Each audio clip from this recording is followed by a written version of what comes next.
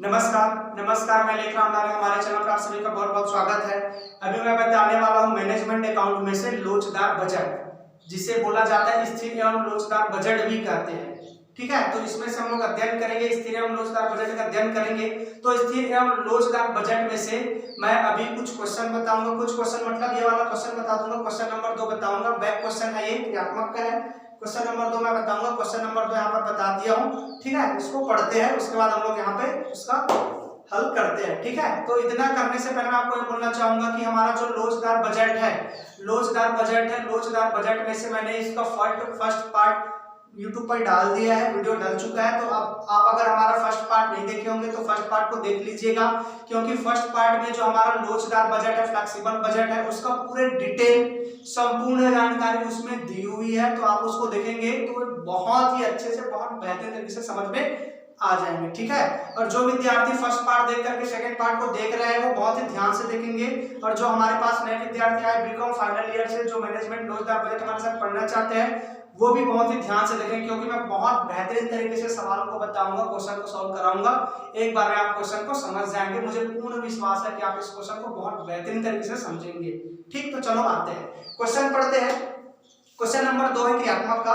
80% क्षमता से संबंधित 80% के संबंधित आंकड़ों से आपको 60% क्षमता पर लोचदार बजट बनाना है। ठीक है, यही बोला है, मतलब 80% क्षमता इसमें दिया है। 80% की क्षमता को देखकर हमको 60% की क्षमता पर लोचदार बजट बनानी है। मतलब 80% का पूरा डाटा दिया है, इसी 80% को देखकर हमको 60% का बनाना है, 60% का लोचदार बजट बनाना है। क्लियर?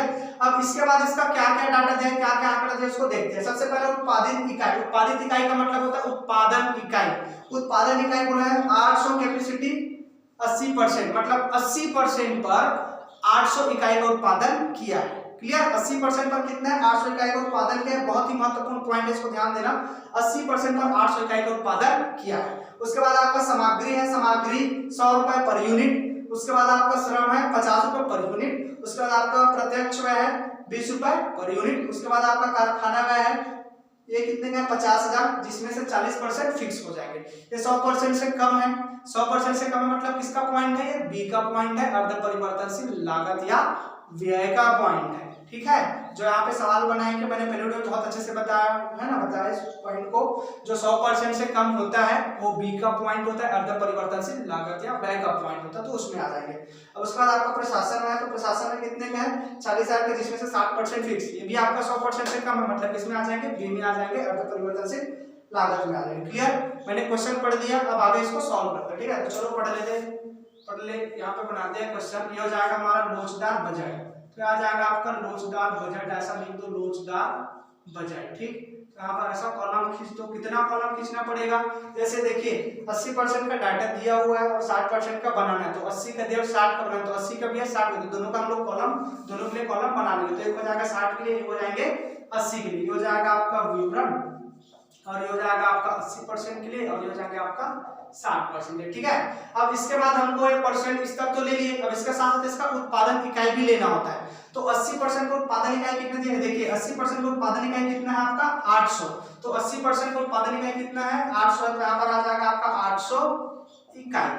80% का तो 800 इकाई निकल गया है ना। 80% क्षमता पर उत्पादन इकाई 800, लेकिन 60% का दिया है क्या? नहीं दिया। तो हम क्या करेंगे? उसको निकालेंगे। तो कैसे निकालेंगे? जबकि जमा करके।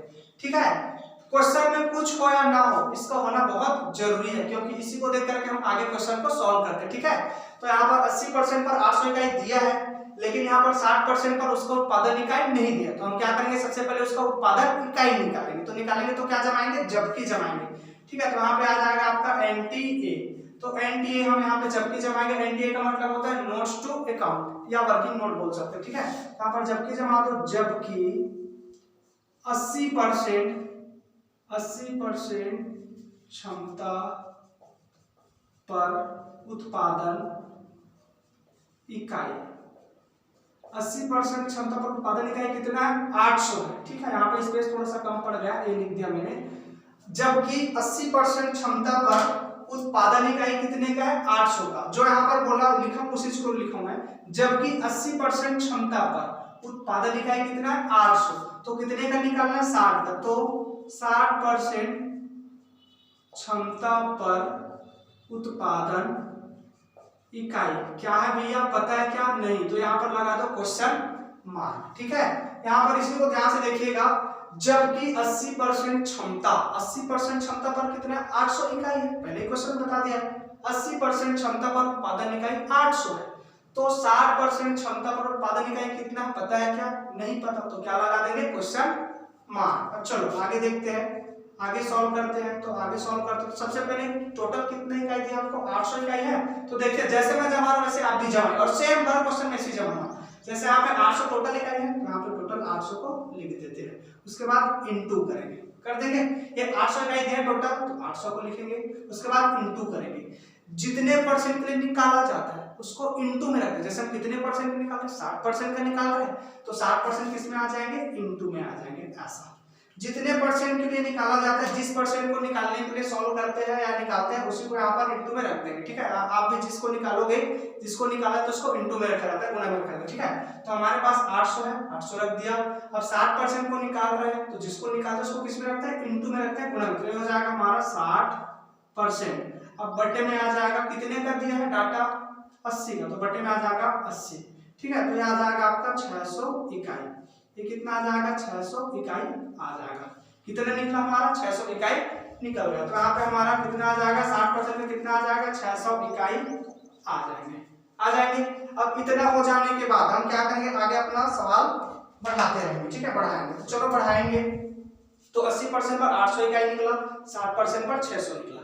इतना तो हमको सबसे पहले कर लेंगे। ठीक है, अब इतना करने के बाद हम सबसे पहले ए वाले कॉलम पर आएंगे, ए कंडीशन पर आएंगे। तो ए में आता है हमारा परिवर्तनशील लागत, या इसी को व्यय भी बोल सकते हो। ठीक है, लागत या व्यय। ठीक, परिवर्तनशील लागत या व्यय, ऐसा हेड डाल दो। तो इसके अंतर्गत गिन करके 5 पॉइंट आता है। सामग्री, श्रम जिसको मजदूरी भी बोल देते हैं, मजदूरी, प्रत्यक्ष व्यय, ठीक है, और अन्य परिवर्तनशील लागत या व्यय। ये 5 पॉइंट इसके अंतर्गत आ जाएंगे। सामग्री आएगा, श्रम आएगा, प्रत्यक्ष व्यय, परिवर्तनशील, अन्य परिवर्तनशील व्यय, या बोल सकते हो आपका मजदूरी, ये सब इसमें आ जाते हैं। ठीक है, तो चलो देखते हैं, यहाँ पे उसका दिया है, देखते हैं क्या क्या है। सबसे पहले इसके अंतर्गत क्या क्या आएगा उसको मैंने बता दिया। अब क्वेश्चन में चेक करते हैं वो है कि नहीं। अब सबसे पहले आया आपका सामग्री। सामग्री कितने का? 100 रुपए पर यूनिट, बोले ना। सामग्री कितने का है? 100 रुपए पर। यहाँ पे सामग्री बोला और मैंने क्या बताया, इसमें क्या क्या है बोला? सामग्री, श्रम, मजदूरी, प्रत्यक्ष व्यय या अन्य परिवर्तनशील लागत या व्यय, ये सभी किसके अंतर्गत आ जाते हैं? इसके अंतर्गत, परिवर्तनशील लागत के अंतर्गत आ जाते हैं। तो यहाँ पे हमारा क्या है? सामग्री दिया है, तो सामग्री किसके अंतर्गत आ जाएंगे? इसी के अंतर्गत आ जाएंगे। यहाँ पे पहले डाल दो सामग्री। सामग्री हमारा कितने का है? 100 रुपए प्रति इकाई। कितने का? 100 रुपए प्रति इकाई आ जाएगा आपका, 100 रुपए प्रति इकाई। ठीक, सामग्री हमारा 100 रुपए प्रति इकाई, ये इसी के अंतर्गत आएगी। ठीक है, तो एक इकाई का कितना है? 100 रुपए। तो हमारे पास यहाँ पे 800 इकाई है कि नहीं? कितने का? 800 इकाई का। तो 100 और 800 का इंटू करेंगे कितना हो जाएगा? 80,000 इकाई आ जाएंगे। एक इकाई का मूल्य 100 है कि नहीं? तो हमारे पास 800 इकाई 80% क्षमता पर, तो इस 100 का और 800 का इंटू करेंगे कितना आ जाएगा हमारा? ये आ जाएगा आपका 80,000। ठीक, 80% का निकला। अब उसके बाद 60 में आएंगे तो 60 में आएंगे तो यहाँ पास हमारे पास 100 रुपए प्रति इकाई है, तो 60% क्षमता में कितना हमारे पास उत्पादन? 600 है। तो 100 इंटू 600 में कितना आ जाएगा? 60,000 आ जाएंगे। कितना आ जाएंगे? 60,000 निकला। इसमें आ जाएगा तुम्हारा 800, इसमें आ जाएंगे 600। कैसे आएंगे? 100 इंटू कर लो 800, 80,000 आएगा। 100 इंटू कर लो 600 आ जाएगा 60,000। क्लियर। अब सामग्री के बाद दूसरा इसमें आता है श्रम। तो देखो इसमें श्रम है क्या? ये है श्रम। श्रम है तो श्रम इसमें आ जाएगा। दूसरा लिख दो श्रम, ये आ जाएगा आपका श्रम। श्रम कितने का है भैया? श्रम है आपको उधर देखो क्वेश्चन में 50 रुपए पर यूनिट, तो हो जाएगा आपका 50 रुपए प्रति इकाई। अब इसका कर लो 8 पंचे 40 से आ जाएगा आपका 40,000। देखो एक इकाई का 50 है तो अपने पास 800 इकाई है तो कितना हो जाएगा? 40,000। एक इकाई का 50 है तो 600 इकाई का कितना हो जाएगा? 30,000। ऐसा इंटू करके निकाल लेंगे। ठीक है, एक इकाई का 50 तो 800 का कितना हो जाएगा? 40। एक इकाई का 50 तो 600 इकाई का कितना? 30,000। ऐसा निकालेंगे। उसके बाद श्रम के बाद क्या आ जाएगा? प्रत्यक्ष व्यय। देखो इसमें है क्या? ये है प्रत्यक्ष व्यय, बिल्कुल है, ये भी इसमें आ जाएंगे। यहाँ पे आ जाएंगे तीसरा प्रत्यक्ष व्यय। ठीक, प्रत्यक्ष व्यय कितने का है जी? 20। 20 रुपए पर, यहाँ पर लिख दो 20 रुपए प्रति इकाई। वहां पे जो क्वेश्चन है उसको मैं यहाँ पे कॉपी कर रहा हूँ, ठीक है। प्रति इकाई, प्रत्यक्ष में 20 रुपए प्रति इकाई, ठीक। तो हो जाएगा तुम्हारा इसका कर लो, एक इकाई का 20 रुपए, तो 800 इकाई का कितना हो जाएगा, 8 दूनी 16, हो जाएगा तुम्हारा 16,000 रुपए का। कितने का हो जाएगा, 16,000 रुपए का हो जाएगा, ठीक है। अब उसके बाद एक इकाई का 20, तो 600 का कितना हो जाएगा, 12,000 आएगा। कितना आ जाएगा, 12,000 निकल गया। ये कितना आ जाएगा, 12,000 आ जाएंगे। इसका इससे इंटू करना आ जाएगा, इसका इससे इंटू करना ये आ जाएगा, ठीक है। ये दोनों का इंटू करो आएगा, ये दोनों का इंटू करो ये आएगा, राइट। अब आगे बढ़ते हैं, ठीक है। इतना हो जाने के बाद आगे बढ़ेंगे, तो आगे इसमें क्या आता है, अन्य परिवर्तनशील आता है, इसमें है क्या, नहीं है, छोड़ दो, ठीक है। आगे और इसमें क्या दिया, सामग्री का लेखा हो गया, वहां पे लिख दिया श्रम का लेखा हो गया, ये भी हो गया, प्रत्यक्ष व्यय का भी लेखा हो गया। अब आगे आता है आपका कारखाना व्यय और प्रशासन व्यय। तो इसमें क्या है, कारखाना व्यय, कारखाना व्यय ए का पॉइंट में, ये ए का पॉइंट नहीं है, वो पॉइंट है बी का। बी का कैसे पता चला हमको, ये देखिए इसमें 40% दिया है, मतलब जो पॉइंट 100% से कम होगा ना, ऐसे दिया रहेगा 40%, 50%, 60%, तो समझ जाना कि वो किसका पॉइंट है, बी, अर्ध परिवर्तनशील लागत का पॉइंट। तो किसमें आ जाएंगे, ये बी नंबर पे आ जाएंगे, क्लियर।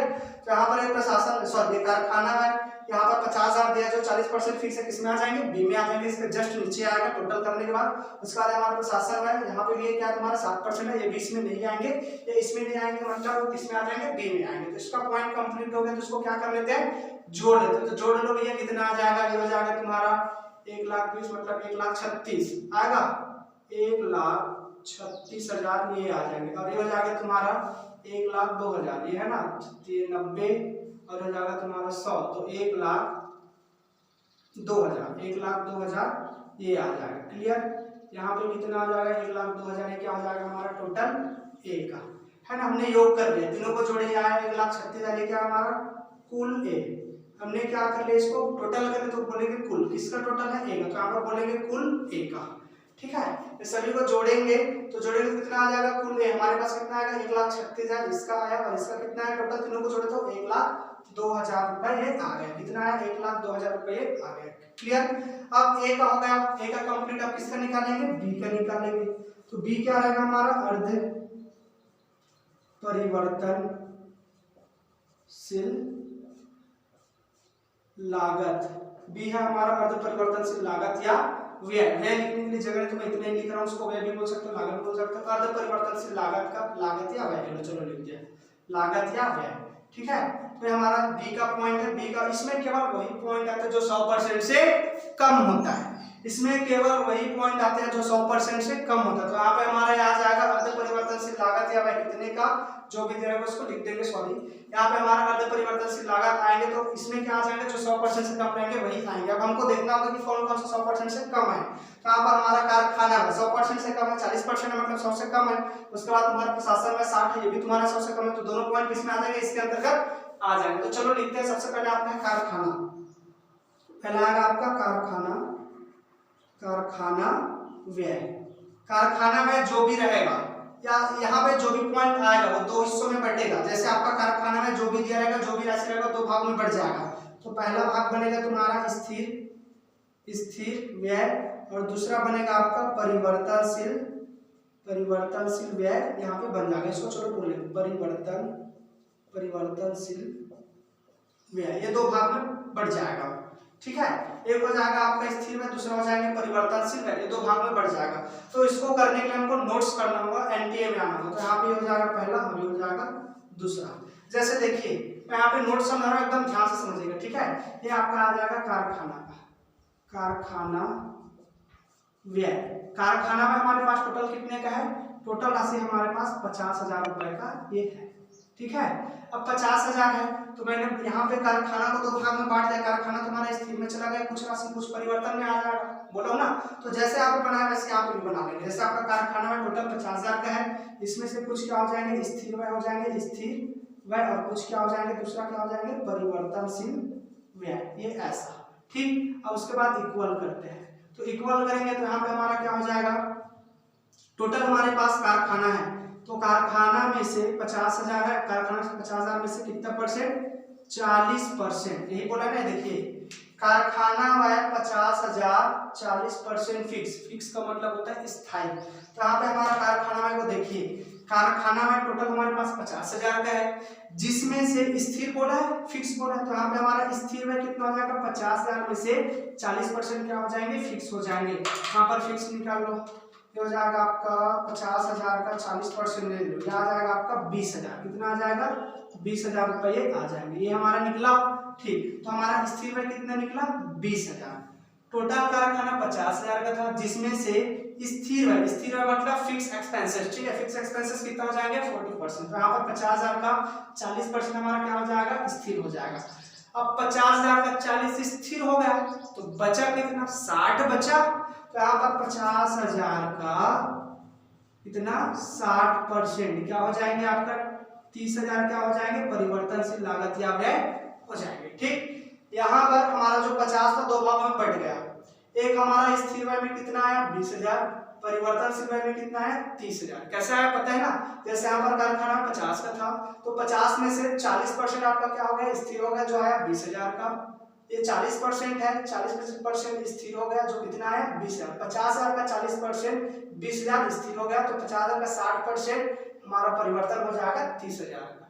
क्लियर। ठीक, अब ये हम कर लेंगे, इतना करने के बाद क्या निकालेंगे प्रति इकाई निकालेंगे, प्रति इकाई।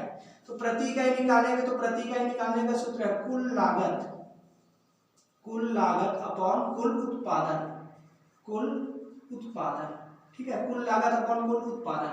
ठीक है, तो जब भी आप ये सूत्र लगाएंगे, सूत्र आपको याद करना पड़ेगा, मैं पहले ही बोला था। ठीक है, प्रति इकाई का सूत्र है कुल लागत अपॉन कुल उत्पादन। तो कुल लागत लेना है तो यहाँ पे मैं स्टार लगा दूंगा, चलो पास में स्टार लगा दिया। यहाँ पे जो परिवर्तनशील आएगा ना, परिवर्तनशील व्यय का यहाँ पे जो हम राशि निकाले रहेंगे वही आपका क्या बनेगा कुल लागत बनेगा। कुल लागत कितना हो जाएगा 30,000 अपॉन का अपॉन कुल उत्पादन।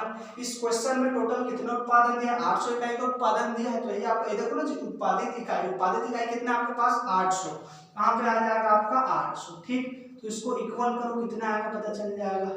ठीक है, हो जाएगा 30,000 डिवाइडेड करो 800, ये आ जाएगा तुम्हारा 37.5 रुपये हमारा निकल गया प्रति इकाई। निकला, तो यहाँ पे हमारा प्रति इकाई निकल गया। अब ये निकल गया तो इसको क्या करेंगे यहाँ पे कॉपी करेंगे। ठीक है, कारखाने में हिट डल गया है, ये देखो हिट डल गया। स्थिर व्यय हमारा कितने निकला 20,000 आया है, देखिए स्थिर व्यय हमारा कितना आया 20,000, तो इस स्थिर व्यय को हम यहाँ पर लिख देंगे स्थिर व्यय कितने का 20,000, ये आया 20,000। अब स्थिर व्यय इसमें 20,000 आएगा तो इसमें भी 20,000 आएगा, ये नियम ही है। स्थिर व्यय हमेशा स्थिर ही रहता है, जैसे इसमें 20,000 आया तो इसमें भी 20,000 आएगा, आगे भी रहता तो उसमें भी आता, आगे भी रहता तो उसमें सब में बराबर रहता है। स्थिर व्यय हमेशा सभी खंडों में जितने भी भाग रहेंगे जैसे इसमें सब में बराबर ही रहेगा, वो चेंज ही नहीं होते। क्लियर, तो हमारा स्थिर व्यय इसमें 20,000 तो इसमें भी 20,000 हो जाएगा। ठीक, अब उसके बाद परिवर्तनशील आता है, तो परिवर्तनशील आएगा तो परिवर्तनशील व्यय कितने का है 30,000 का। ठीक है, तो यहाँ पे आ जाएगा आपका 30,000 उतार लो, ये उतार लिया 30,000 को क्या कर लिया यहाँ पे उतार लिया। अब उसके बाद 37.5 रुपये पर यूनिट है, तो 37.5 जैसे ये सब में पर यूनिट लिखे ना वैसे इसमें भी लिख लो। परिवर्तनशील व्यय 37.5 रुपये प्रति इकाई। ठीक है, तो 37.5 प्रति इकाई 800 से इंटू करेंगे तो 30,000 ही आएगा जो हम मान निकाले हैं। क्लियर, तो यहाँ पे 37.5 एक इकाई का मूल्य है, तो 800 का कितना हो जाएगा इंटू करके निकालेंगे तो 30,000 आएगा। वैसे इसका भी निकाल लेते हैं, एक इकाई का मूल्य कितना है 37.5 है, तो इंटू करो कितना 600 इकाई, कितना हो जाएगा ये आ जाएगा आपका 22,500, कितना आ जाएगा 22,500 आ जाएंगे। क्लियर, तो ऐसी उदाहरण है जितना भी आपका अर्ध परिवर्तनशील का पॉइंट रहेगा सेम टू सेम यही काम करना है, सेम टू सेम यही काम करना पड़ेगा आपको। ठीक, तो यहाँ पे हमारा स्थिर व्यय भी लिख दिए, स्थिर व्यय सभी खंड में समान होता है। परिवर्तनशील व्यय हमारा निकला था 30,000, देखिए परिवर्तनशील व्यय 30,000, इसको उठा करके मैं यहाँ पे रख दिया, इसको रखा। वैसे जैसे इसको रखने के बाद क्या करना है, सब में हमने प्रति इकाई लिखा है, वैसे हमने क्या करना है परिवर्तनशील व्यय में क्या करेंगे प्रति इकाई को लिखना होगा। तो यहाँ पे हमारा प्रति इकाई निकला, देखिए प्रति इकाई तो उसको उठाना है, अरे प्रति इकाई लिख देंगे। अभी प्रति इकाई कितना, प्रति इकाई मतलब एक इकाई का मूल्य 37.5 रुपए है, 37.5 तो 800 इकाई का कितना होगा इंटू करेंगे 30,000 आएगा। अभी इकाई का मूल्य कितना 37.5 है, तो 600 इकाई का इंटू करेंगे निकल जाएगा। ठीक है, तो इसको मत निकालना क्योंकि उसको यहाँ निकालना, उसको उठा करके रखना है। आप इसमें से 37.5 से 600 का इंटू करना है 22,500 आ जाएगा, एक आया। अब उसके बाद कारखाना आएगा तो पूरा कंप्लीटली हो गया। ठीक है, पूरा कंप्लीट हो गया। अब कारखाना के बाद क्या आएगा आपका प्रशासन। ये देखिए ये भी 60% फिक्स बोल रहा है, 60% आपका स्थिर हो जाएगा तो बचेगा कितना 40, तो क्या आ जाएगा परिवर्तन। ठीक है, आपका प्रशासन में 60% है जो 100 से कम है, तो 100 से कम है तो किसके अंतर्गत आ जाएंगे, इसी के अंतर्गत आ जाएंगे। ये हो जाएगा हमारा दूसरा। ये क्या है आपका प्रशासन व्यय, ये हमारा हेड हो गया। ठीक है, अब हेड हो गया तो इसको हमको दो भाग में बांटना होगा। हम इसको क्या करेंगे, दो भाग में बांट देंगे। तो स्थिर व्यय, कुछ राशि स्थिर व्यय में जाएगा, कुछ राशि क्या हो जाएगा, परिवर्तनशील व्यय में चले जाएंगे, परिवर्तनशील व्यय में चले जाएंगे। ठीक है, तो इसको हमको क्या करना होगा, नोट में लेके जाना होगा। परिवर्तनशील व्यय में से कुछ स्थिर में जाएगा, कुछ परिवर्तनशील में जाएगा, तो हमको वर्किंग नोट में जाना पड़ेगा इसके लिए। तो चलो आ जाते हैं वर्किंग नोट में। यहाँ पे स्पेस नहीं है तो यहाँ पे कर रहा हूँ। ठीक है, दूसरा के बाद क्या आ जाएगा यहाँ पे तीसरा। जैसे आपका प्रशासन में कितने का है, पहले प्रशासन में कितने का है, टोटल कितने का, 40,000 का। देखिए 40, तो यहाँ पे आएगा आपका 40,000 रुपए आ जाएंगे। ठीक है, तो इसमें से कुछ राशि स्थिर व्यय में चले जाएंगे। किसमें चले जाएंगे, स्थिर व्यय में। कितने स्थिर व्यय में जाएंगे, 60%। देखिए यहाँ पे लिखा है 60% क्वेश्चन में, तो यहाँ पे क्वेश्चन में 60% लिखा, तो यहाँ पे 40,000 का कितना परसेंट, 40,000 का 60% क्या हो जाएगा, स्थिर व्यय। तो चलो देखते हैं 40,000 का 60% कितना आएगा आपका, आएगा 24,000। 24,000 क्या हो जाएंगे आपका, स्थिर व्यय हो जाएंगे। क्लियर, यहाँ पर देखिए स्थिर व्यय, यहाँ पे हमारे प्रशासन में कितने का, टोटल 40,000 का है। तो 40,000 में से स्थिर व्यय पहले निकालेंगे, स्थिर व्यय, और दूसरा हमारा परिवर्तन से निकले उसको करेंगे। पहला स्थिर व्यय निकालेंगे, 40,000 में से 60% क्या हो गया, 24,000 स्थिर हो गया, तो बचेगा कितना, परिवर्तनशील व्यय। ठीक है, उसको निकालेंगे, 40,000 में से 60% स्थिर हो गया, तो बचेगा कितना, 40 बचेगा।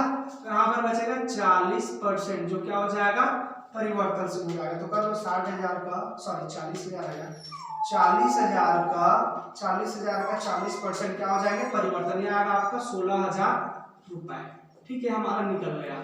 ठीक है जी, जैसे इसमें निकाला था ना, सेम टू सेम वही काम कर रहा हूँ मैं, सेम टू सेम जो यहाँ पे किया हूँ सेम काम यहाँ पे कर रहा हूँ। ठीक है, थोड़ा सा परसेंट बस चेंज हो रहा है। टोटल 40,000 का प्रशासन व्यय है, जिसमें से 40,000 में से 60% आपका स्थिर व्यय हो जाएगा, जो आएगा कितना, 24,000। अब उसके बाद इसी 40,000 प्रशासन में से 40,000 में से 40% आपका क्या हो जाएगा, परिवर्तन। कैसे परिवर्तन होगा, टोटल 100% होता है, 100 में से 60 आपका क्या हो गया, स्थिर हो गया, तो बचेगा कितना, 40। तो 40 क्या हो जाएगा, परिवर्तन। तो यहाँ पर 40,000 का 40% निकालेंगे, आएगा 16,000। 40,000 का 60% आएगा 24,000, निकल गया। अब इतना निकालने के बाद क्या करेंगे, इसका प्रति इकाई निकालेंगे, प्रति इकाई। जैसे इसमें निकाले, उसका सूत्र है कुल लागत अपॉन क्या आ जाएगा, कुल उत्पादन। क्या आएगा आपका, कुल उत्पादन, ये आ जाएंगे। ठीक, कुल लागत अपॉन कुल उत्पादन। तो कुल लागत लेना होगा, तो कुल लागत हमको क्या करना होगा, परिवर्तन से। जैसे इसमें स्टार लगाया था वैसे इसमें भी स्टार लगा, देखो यहाँ पे स्टार लगाया था, यहाँ भी स्टार लगा, हमेशा परिवर्तनशील लागत के लेना। तो परिवर्तनशील लागत हमारे पास कितना है, 16,000 अपॉन में कुल उत्पादन। कुल उत्पादन इस क्वेश्चन में देखो कितने का उत्पादन किया, 800, तो यहाँ पे आ जाएगा 800। अब इसको कर लो, कितना आएगा, कर लो भाई, 16 कितना है जी, 16,000 डिवाइडेड 800, ये आ जाएगा आपका 20 रुपए। कितना आ जाएगा, 20 रुपए प्रति इकाई। हमारा प्रति इकाई कितना निकला, 20 रुपए निकल गया। 20 रुपए हमारा क्या, प्रति इकाई निकल गया। तो यहाँ पर जोड़ेंगे, लिख देंगे 20 रुपए प्रति इकाई और स्थिर को। तो यहाँ पे हमने नोट कर लिया। अब इसी नोट को हम कॉपी करेंगे। जैसे यहाँ पे हमारा प्रशासन व्यय का स्थिर व्यय कितना है, 24,000, तो यहाँ पे भी हमारा है स्थिर व्यय। तो स्थिर व्यय यहाँ पे कितना आ जाएगा, 24,000। अब बीच में बताया हूँ स्थिर व्यय सभी खंडों में क्या होगा, समान। तो इसमें 24,000 तो इसमें भी आ जाएगा। ठीक, स्थिर व्यय सभी स्तरों पर क्या होता है, समान। तो इसमें 24,000 तो इसमें भी कितना आ जाएगा, 24,000 आ जाएगा। क्लियर।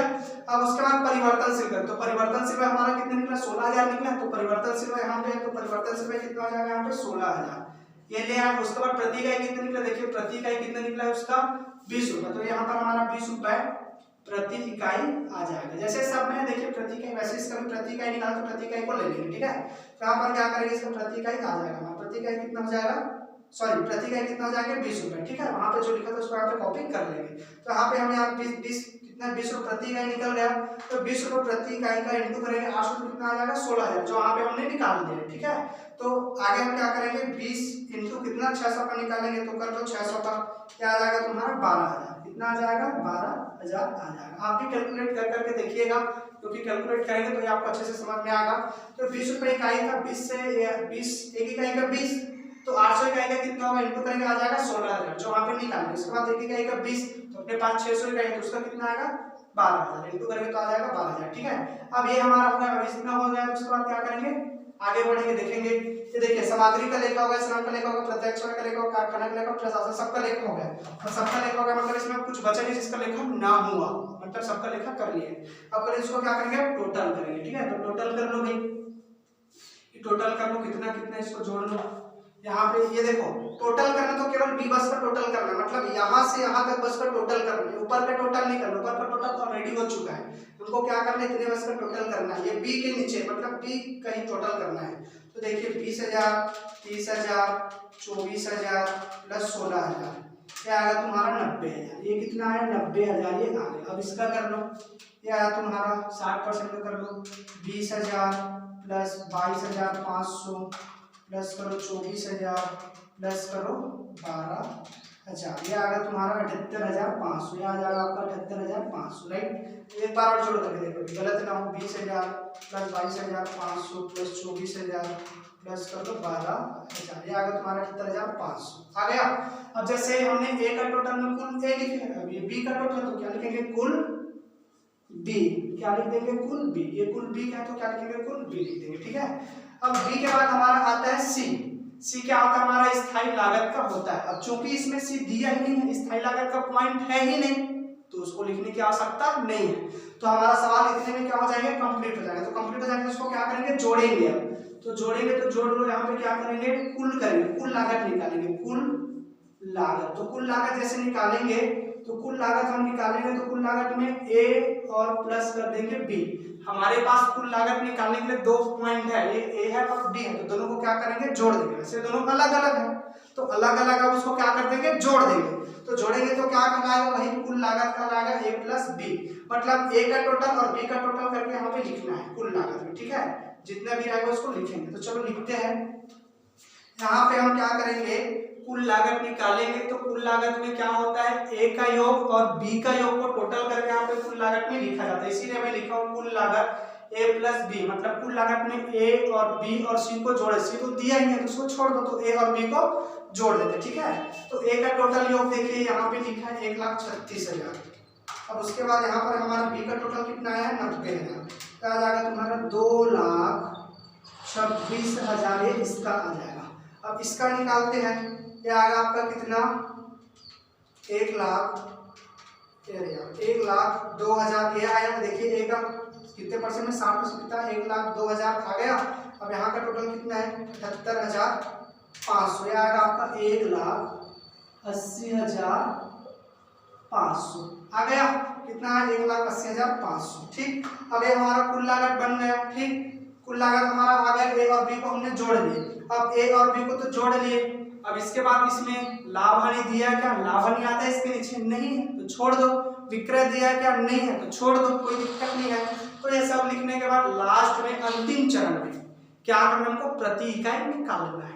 तो प्रति इकाई निकालने का एकदम सरल तरीका, यहाँ पर लिखो प्रति इकाई मूल्य, ऐसा लिख दो। ठीक है, प्रति इकाई मूल्य लिखो। जैसे प्रति इकाई निकालने का तरीका क्या है, यहाँ पे हमारा कुल लागत कितना है, 2,26,000 आया है, तो एक कैलकुलेटर में टाइप करो 2,26,000 टाइप करो। अब डिवाइडेड कर दो, इसका उत्पादन कितना है, 800 है, तो डिवाइडेड कर दो उत्पादन कितने का, 800 से, तो यह आ जाएगा आपका 282.5, ये आ जाएगा आपका 282.5। इसका आ गया, इसका 80% का आ गया। और इसका निकालेंगे 60% का भी निकालेंगे। 60% हमारा कुल लागत कितना है, 1,80,500 है, तो यहाँ पे टाइप कर लो 1,80,500, टाइप कर लिया मैंने। ये देखिए कुल लागत हमारे पास कितना है, 60% में 1,80,500 है, तो 1,80,500 टाइप करो। उसके बाद डिवाइडेड कर दो, इसको उत्पादन कितना है 600, तो डिवाइडेड कर दो 600, तो आ जाएगा तुम्हारा 300.8 और 3, ये आ गया। अब इतने में हमारा सवाल कंप्लीट हो जाता है। इसको क्या कर देंगे, खाता को बंद कर देंगे, पेड कर देंगे। क्लियर, तो ये हमारा सवाल बन गया। तो ये हमारा सवाल कंप्लीट हो गया है। ठीक है, हमारा सवाल बन गया है। तो सवाल इतने में कंप्लीट हो जाता है। अब इस पूरे को क्या कर लेना, कॉपी कर लेना। जितना भी हमारा क्वेश्चन रहेगा इसी टेक्निक से बनाया जाएगा, इसी तरीके से बनाया जाएगा, और थोड़ा सा डिफरेंट रहेगा, है ना, अलग अलग। मैं हर एक क्वेश्चन इसमें से लगभग 25 से 30 क्वेश्चन यूट्यूब पर अपलोड करूंगा। तो जो भी विद्यार्थी हमारे साथ जुड़ करके मिल करके पढ़ना चाहते हैं, हमारे साथ बिल्कुल पढ़ सकते हैं। ठीक है, कोई भी दिक्कत होगा तो हमको कमेंट भी कर सकते हैं। ठीक, तो ये तो हमारा कंप्लीट हो गया, एक बार आप देख लीजिए। उसके बाद हम इसको समाप्ति करेंगे, है ना, इसका समाप्ति कर देंगे। ठीक, तो ठीक है, हम उम्मीद करते हैं कि हमने जो अभी आपको जो क्वेश्चन बताया है वो आपको अच्छे से समझ में आया होगा। तो अगर ये आपको अच्छे से समझ में आया होगा तो हमारे वीडियो को लाइक करें और ज़्यादा से ज़्यादा शेयर करें, ताकि और विद्यार्थी भी हमारे साथ मिलकर के पढ़ सके।